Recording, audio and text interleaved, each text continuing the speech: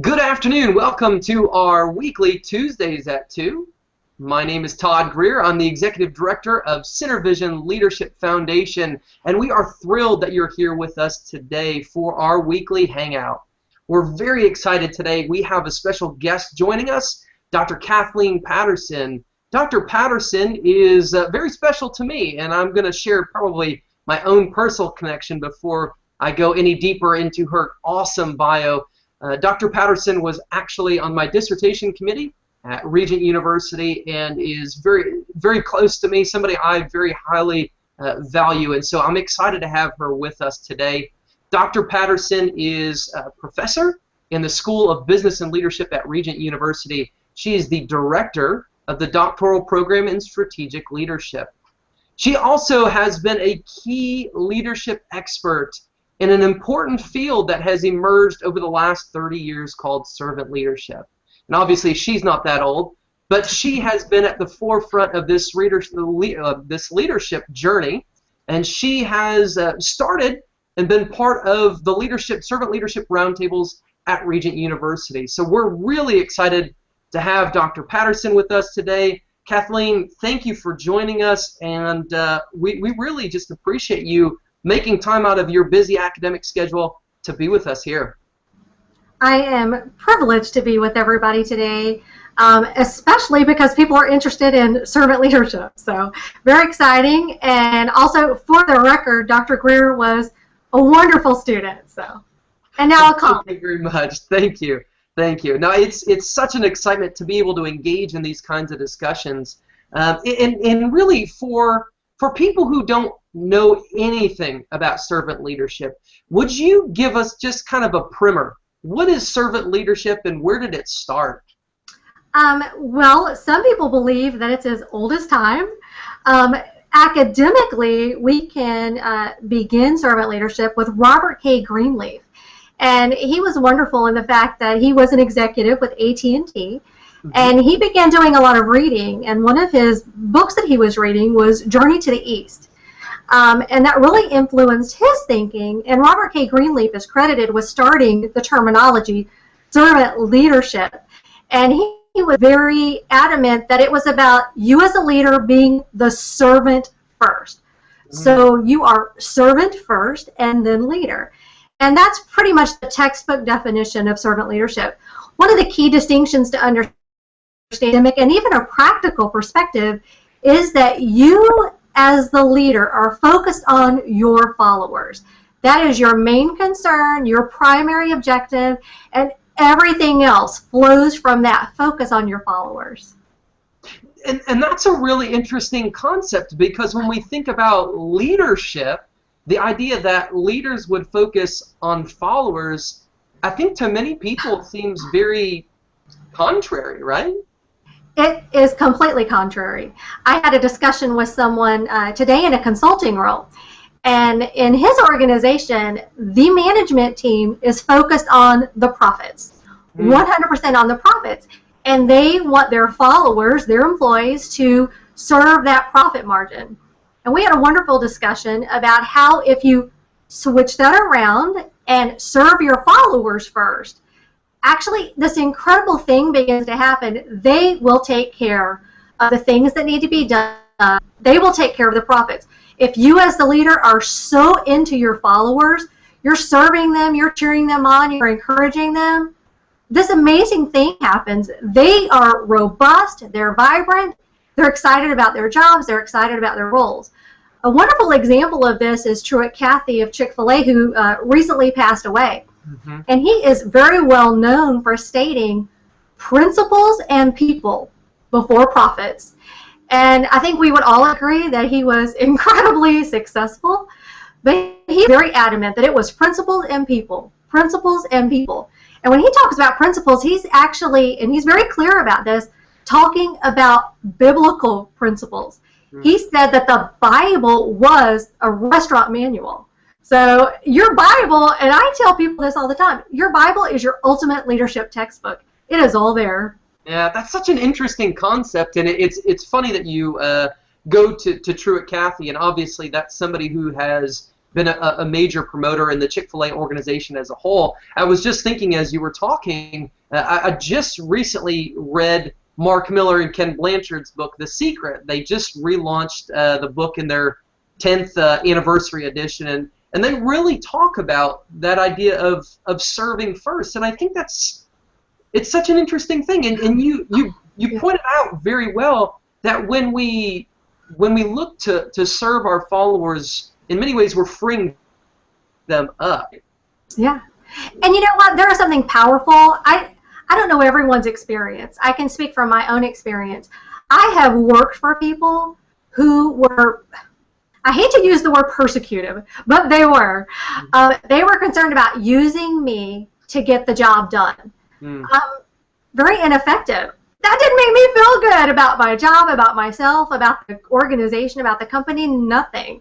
It's very deflating to treat people that way. If you know you're being used just to advance someone else's agenda, not so much fun.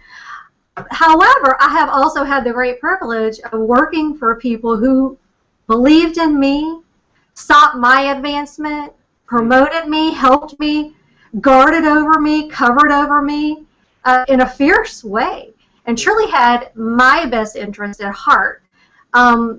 And you may say, well, you can't really do that with everybody. You've got to be focused on the organization and all that. But there is something incredible about when someone takes the time to invest in you as a person. You flourish.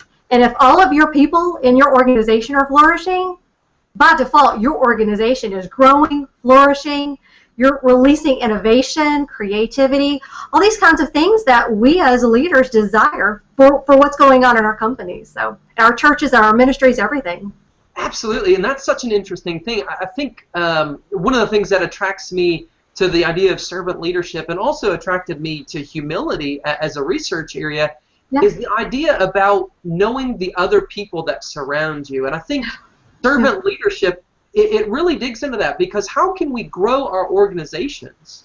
How can we grow them if we don't know the people and know where their strengths lie and know how to empower them to use those talents and abilities? And I don't hold, and obviously we have somewhat differing opinions, and you've spent a lot of time on servant leadership and I haven't. But there's more and more leadership theories that are beginning to comprehend the importance of followers. And I think servant leadership really paved the way for that. I believe that it did. Todd, when you kind of look at a lot of the leadership literature, whether it's the academic literature or even the popular press literature, even though maybe people don't understand why it works, there is this respect that something is going on and it is working. It's pretty incredible. Something that you said just a moment ago kind of reminded me of the concept of when you were talking about humility, about abandoning your self-interest, not putting yourself at the center of everything. Philippians 2, says to not look out for your own interest, but for the interest of others. And I'll just tell you a quick little story. My youngest son, when he was a teenager, played the drums in a church, and he had worked so hard to maintain and earn that position. And he came home one night and said, "Oh, I'm sharing the drums nights with someone else." And I'm like, "Oh, how can you do that? You earned that. You worked so hard for it." And he simply said, "Mom, I am not looking out for my own interest, but for the interest of others." So, how do you respond to that? But here's what is so incredible. When Logan, and that is his name, when Logan did that, he opened up a whole new world, not only for this drummer that he was sharing with, but for himself. Mm-hmm. And I cannot even explain to you, but in God's economy, when you are looking out for the interest of others, guess who's taking care of your interests? God is. And that's pretty phenomenal. If we leave everything up to Him, He's got it under control, and He is watching out for us. So, absolutely. And just for anybody that's joining us right now, just want to let you know we are here with Dr. Kathleen Pattison. We are talking about servant leadership. This is an exciting discussion. It's something that really piques the interest of a lot of people because of how contrary it seems to be by nature, but also because of how empowering it is. And so that's an exciting piece that we're in. Kathleen, how did you end up reaching into the servant leadership realm? That's so interesting. I know that we all have very different journeys, how we arrive to where we're at, but I arrived as a student here at Regent University when I was doing my master's, and the professors were talking about servant leadership.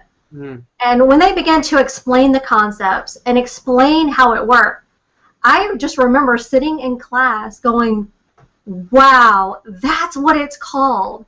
I was so excited because I had experienced it in my business life for years. And then all of a sudden I was face to face with what it actually was called. So I knew it from a heart perspective, so it was wonderful to find out about it from an academic and even a popular press perspective. So yeah, and I just as a student began to research this idea and talk to a lot of people, and just the whole concept began to grow on me.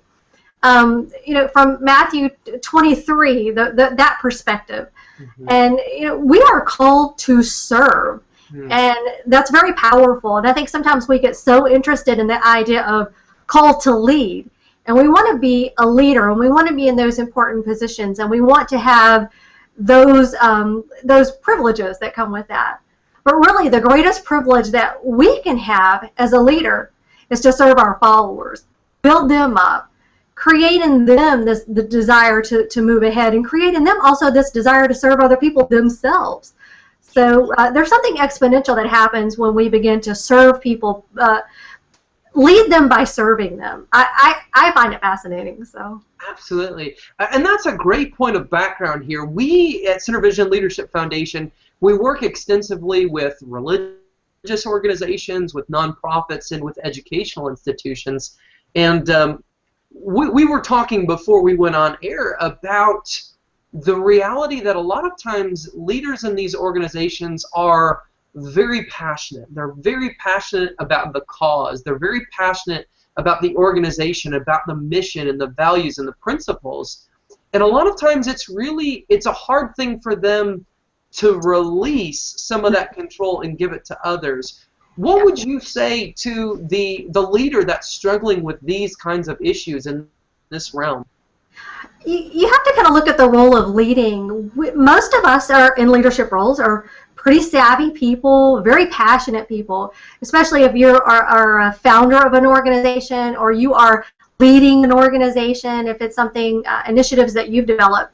We become so intense about what's going on in the organization, and we become very passionate by default. But really one of the best things that we can do is to not hold or hoard that passion and intensity just for ourselves, but to really share that with everybody else. Because you know what? It is not about us. It is absolutely not about us.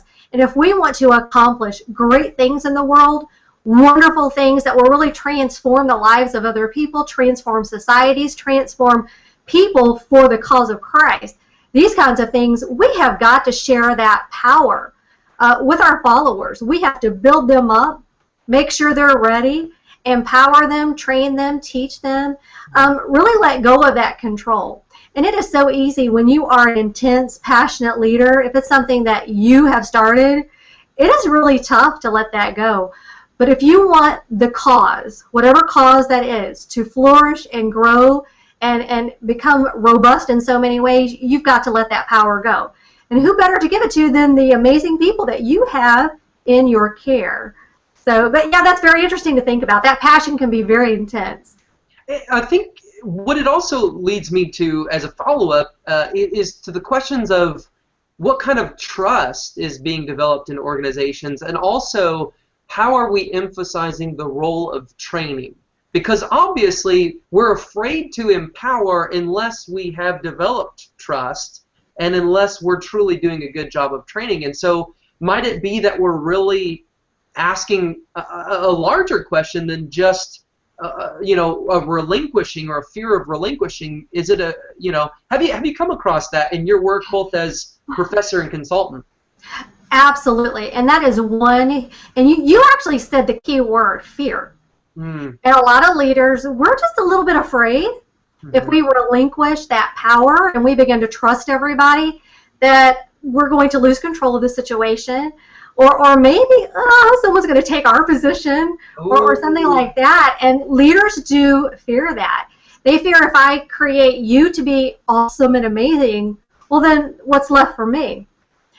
Servant leaders are incredibly interesting in the fact that they really don't care. They want their followers to be powerful. They want their followers to be wonderful, amazing people doing wonderful and great things. Matter of fact, there's a concept of vision where servant leaders are visionary for their followers. They truly want to dream big dreams for their people. So, and again, this all comes back to that follower-focused approach.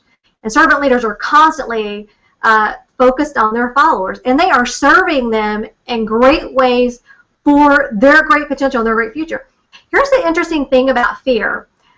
If you as a leader, you think someone might take advantage of you or something like that, will that happen? Yeah, sometimes absolutely it will. But let me assure you that journey is worth the risk, because what can happen in your department, in your organization, in your team is so much more incredible than that little bitty risk. Things are going to happen. They're going to happen whether you do it or not. So, but it really is worth the risk. So absolutely, it brings up an interesting idea. And you were talking about the importance of leading other people and where that goes as a leader. The sense that sometimes we're afraid that we're no longer going to be needed or relevant or whatever it is if we're busy training up other people. And I think we're starting to see that more and more in the struggles that we have in regard to succession planning. And I've never really thought about servant leadership as a correlative to succession planning, but might it be that we're struggling with this internal succession oftentimes because we're busy holding on to things? Yeah, and we're hoarding it for ourselves. Succession planning is huge with the fact that it's based in fear. And you will find that a lot of leaders do not have a succession plan. They do not have an exit strategy for themselves, and they certainly have no replacement. They're not interested in having a succession plan because they don't want to leave. And the reality is if you are a leader, you need an exit strategy, you need a succession plan. What I've seen happen sometimes, and this is just horrible when it happens, if a leader has an unexpected leaving of the company and they developed no one, they had no plan, no strategy, the very passions and intensity that you are fighting for that company, that organization, that church, that ministry, whatever it is, falls by the wayside. Yeah. But one of the amazing things that can happen is when you are building your people, when you are planning your own exit strategy, when you are planning and grooming other people to come in and take over for you, those people are incredibly competent. They're incredibly wonderful at what they do. And again, I think we just see over and over again leaders who kind of abandon that fear and really develop their people. Just fascinating things begin to happen in the organization. Yeah, absolutely. I think that's such an exciting issue, and I think there's so many pieces in the succession planning that you were just mentioning there that we see. We see them constantly. And a lot of times organizations are left spending a lot of money because these things have not been prepared for, and because when an individual who's a leader leaves, so much of what we call the organizational narrative is gone with them. The fabric of what the organization stands for, the dream values, oftentimes is held within that leader and not shared. So that's an interesting perspective, because if leaders are serving their followers, they're sharing with them the fabric of who the organization is, would you say? Yeah, oh, absolutely. And here's what is kind of interesting about that. When you hold something so tightly, it will slip through your fingers. We just can't do that as leaders. We really need to have open hands and sharing all that we are and developing our people. Let that fear go. Develop your people. I promise you, it becomes a journey so worth it. It really is worth it. Mm-hmm. We're going to go a little research geek moment here, okay? And sorry, that appeals to me, and I know that there are people that are going to be viewing this video or on with us right now who they want to know data. What kind of studies have we seen in showing the impact and the force and the importance of servant leadership? Could you tell us just a little bit about, to Quant, but fill us with a little bit of knowledge there. I find that side fascinating as well. And here's what is incredibly interesting to me as an academic, is that research has confirmed what we already know. People want to be cared for. People want to be loved. People appreciate it when their leaders walk in humility. And it's so interesting to me when the academic world resonates these kinds of principles. Yeah. Here's a more fascinating element to that, is that studies that have been done literally all over the world confirm, independent of culture, that servant leadership works. I just finished sitting on a dissertation where someone was looking at, Brian Carroll, was looking at information in India and about servant leadership in the tech industry. Confirmed yet again, people want their leaders to serve them. And when you think about it, it really makes sense. When you pay attention to your followers, when you care for your followers, you're growing and blooming them. And that is a concept that is so independent of your age, where you live, and we're seeing cultural validation of servant leadership theory all over the world. In Asia, in Africa, Australia, Europe, study after study after study is confirming these servant leadership principles. So I still haven't figured out how we're getting to Antarctica, but one day we'll figure that one out. So. Absolutely. See, and that's so interesting to me, because I think what you said is such an important thing. It's great when we can recognize what we inherently know is being validated by research, because as you talk about servant leadership, in the idea of followers, the idea of empowering them, the idea of setting a vision and helping them connect to that, what individual doesn't want to be in an organization in which they see those things enacted? Right.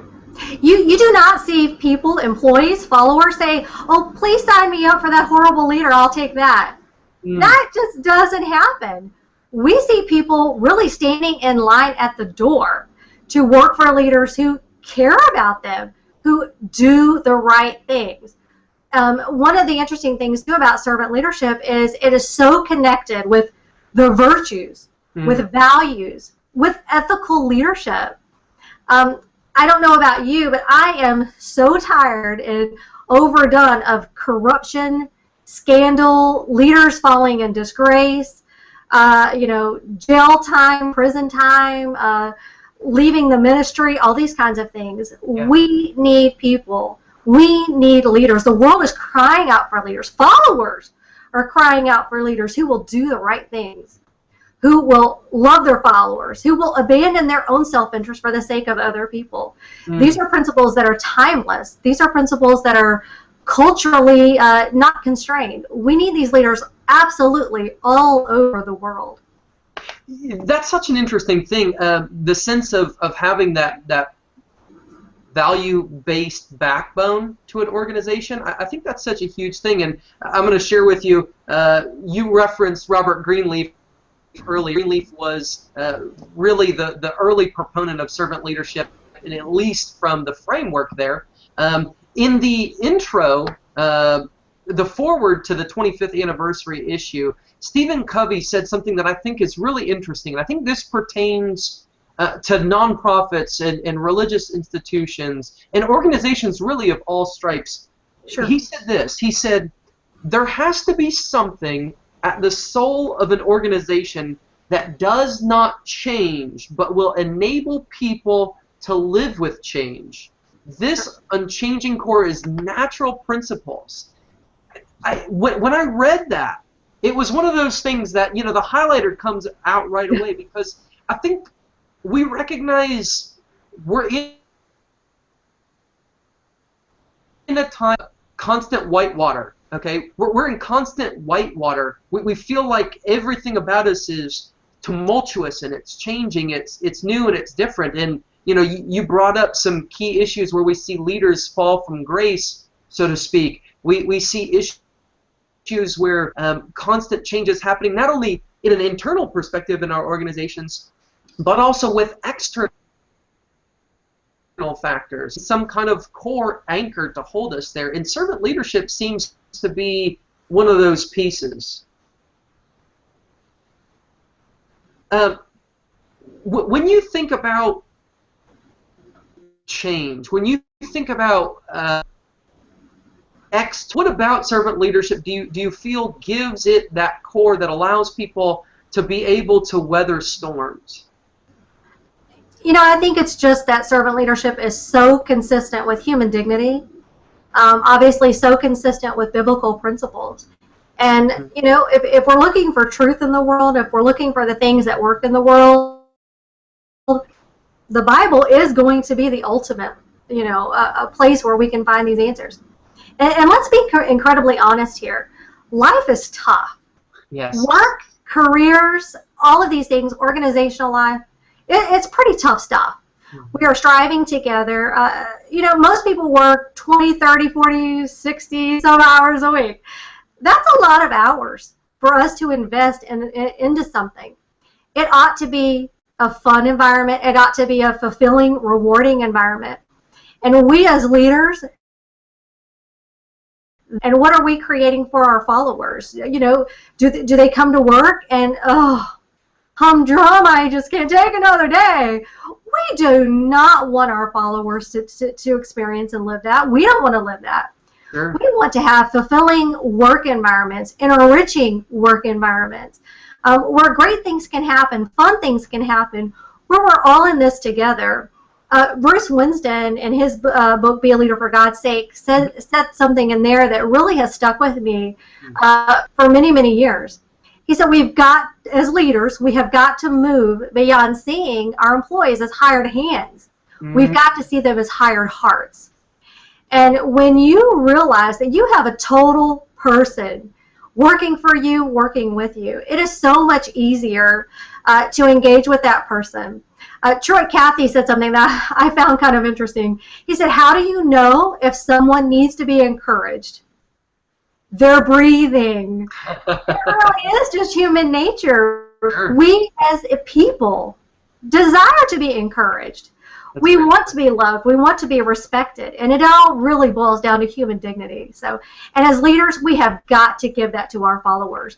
And if we're serving them with greatness, appreciating all that they are, they're going to appreciate that too. Absolutely. So we've been talking about servant leadership. We've been giving the audience a lot to chew on. The person that's sitting there right now, we're 28 minutes into a conversation about servant leadership. They're excited. They're interested. Where do they go from here? What would you encourage from a research or a reading, an investigation standpoint? What would you suggest to them? Well, it just depends on who the person is. If you like kind of the academic side of the world, you might want to Google Regent University Servant Leadership Research Roundtables. There's tons of information available there to begin a journey. The Greenleaf Center is a great place to start. The Spear Center for Servant Leadership, Larry Spears, has some wonderful information on his website. But I'm going to take us back again to the Bible. Yeah.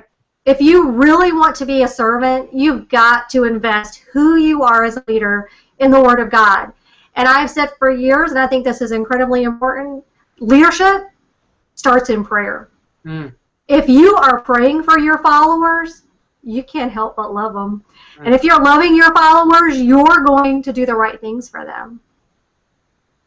Yeah. And I think we see the importance of connection there. When we can find ourselves empathizing with them because we're seeking to understand them as human beings, it certainly does provide something that's greater. And I think there's just so much that's here for people. We can look at and we can see a very deep academic perspective, and for people whose minds really want to go to there's a lot that's there for them. What about for somebody who says, give me something that's very practical. Give me something that's very very usable, very consumable for me as an individual. Maybe I'm a business leader or a nonprofit leader. I don't have a lot of time. Where could I turn in that regard? Sure. I think one of the most simplistic things that you can do as a leader is to see everybody that you come in contact with, everybody that works for you, view them as wearing a sign that says, I want to be loved. You can start right there. You will be on the journey. I think it's very interesting if we look at the Ten Commandments in the Old Testament and how Jesus in the New Testament deduced everything into two very simple principles. Love God and love others. So that really, truly is servant leadership. And I will tell you, if I am so in love with God, I will not be able to help myself but to completely love other people. And if we really walk around seeing our followers as people who want to be, that changes everything, absolutely everything. And let me just make the distinction here really quick. We can lead with fear. It is so easy and it is so effective. I tell you what to do, you better do it or else. That is very effective because most people want to keep their jobs. So, but boy, that is a dead way to live, a dead way to lead, and no one's going to enjoy that. And your followers are going to be looking for the back door. If you really want to change the scope of your leadership, again, just see these people as wearing a sign that says, I want to be loved. Yeah. Love changes everything. It's a powerful concept. And I know people go, oh, that's the soft side of leadership, that mushy-gushy stuff.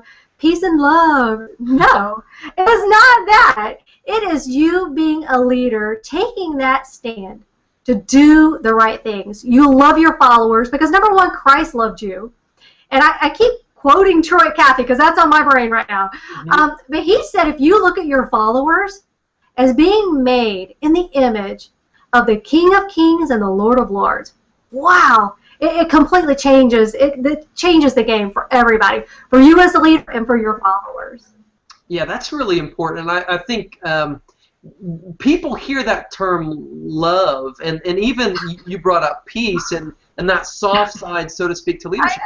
And yet I think when we really get into the idea of love and when we truly value not only our people, but the organization, the collection of people as they come together, then we're willing to do some things that are hard, but are part of love. Absolutely. It means making some tough decisions, but it also means investing in ways that are not always comfortable for us. And I think that's something that oftentimes sticks out, that people miss that aspect, is that leadership and love, leadership and service, it's not an easy way out. Yeah. In fact, harder way out, because it really goes deeper than we tend to want to go. Absolutely. And Todd, here's where it gets so interesting to me. It is not easy to love other people. I can guarantee you have people that work for you, they're just not that lovable. And it is really a difficult thing to completely love all of your followers. Yeah. Some of them are out to get your job. Some of them are talking about you behind your back. Some of them are misusing company funds. Some of them are doing all kinds of things. You fill in the blank. But you know what? We better love them anyway. Yeah. And let's talk a little bit about tough love. Sometimes love's going to be tough. I remember years ago, having to fire someone. And, I look back and I've had people say, oh, well, when you fire someone, is that the loving thing to do? Yes, sometimes absolutely it is. I helped someone out of a job that they despise. They were basically involved in sabotage within the organization. And I had worked with this person for some time, really trying to salvage their job, salvage their position in the company. And in the end, I had to say, hey, listen, your time with our company is over. But it was a love-based decision. And this person knew I had walked a tough road with them. Really invested myself into who they were, tried to save them, tried to salvage them, and ultimately did let the person go. Here's what's fascinating. A few months later, this person came back to visit me and thanked me for firing them. They had been unable to do that for themselves. They wanted to leave the company so desperately, but really had become so stuck into what they were doing. So, but love can be tough. It is not a doormat position to be a servant leader. It is, I call servant leadership for the brave. Yeah. It's not easy. It is so difficult sometimes to love other people. Fear-based leadership is completely easy. Love-based leadership, servant-based leadership, put your shoes on. It is for the brave. Absolutely. We are so thrilled. It's 2:35 there at East Coast time. It's been such a pleasure to be with Dr. Kathleen Patterson talking about servant leadership. It's one of those places that there's so much to learn from and so much to grow. And we've been able to whet your appetite, hopefully, here in our time together in talking about servant leadership. I want to encourage you real quick, if you have not yet checked out the magazine, nonprofitperformance.org. Issue number 1 was published earlier this month. And there's actually an article we were discussing off air prior to this, The Irony of Leadership by Cal Turner. And Cal talks about the importance of leaders understanding that they're following the needs of their leaders, they're following the values of the organization, and they're following their personal values. And so it's an important thing for us to understand that leaders do follow. It's not, you don't just go following anything, but you have a certain perspective and you have those things laid out and you're able to follow. Also want to remind you, every Thursday at 4 p.m. Eastern Time, we have our nonprofit chat. If you're on Twitter, the easy place, go to twubs.com/nonprofit chat. Or if you're just on Twitter, you can look for that hashtag nonprofit chat. This is part of who we are as we go through everything with Center Vision Leadership Foundation. Always want to encourage you as well, if you have any questions, if you have comments, if you want to find out about how you can be involved and what we're doing to try to impact communities as these communities impact the world, feel free to email us, info@centervisionleadership.org. We'll be quick in getting back with you. We'd love to have you engage with us as we try to move things forward. Again, so excited to have with us Dr. Kathleen Patterson. Kathleen, thank you for your time. Appreciate all that you bring to the table. You're obviously passionate about that, and that's something that's so exciting for leaders outside in other organizations to see the passion that you have in personal experience and working closely with servant leadership. What would you like to leave with our audience? One last thing. Hey, the greatest among you will be the servant. If you truly desire to be a great leader, wash that away. Begin with serving other people. And it's been a privilege to be here, Todd. Thank you. Absolutely. So glad again that you're with us. I'm Todd Greer, Executive Director of Center Vision Leadership Foundation, and we are thrilled that you have been able to enjoy us for our Tuesday at 2 Hangout. Have a great day, and we'll see you Thursday at 4 for the Nonprofit Chat. Thanks. This podcast is a part of the C-Suite Radio Network. For more top business podcasts, visit c-suiteradio.com.